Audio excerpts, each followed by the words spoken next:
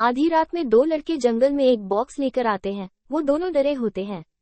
वे box को एक गड्ढे में डालकर उसे ढक देते हैं और चले जाते हैं। कुछ सालों के बाद एक लड़का जो अपने स्कूलमेट से परेशान रहता है, वो अपने डैड के नए बन रहे ऑफिस में जाता है और उसे कुछ दिखता है। वो खोदने लगता है और उस दीवार से एक बॉक्स निकलता है। वो उसे खोल कर देखता है।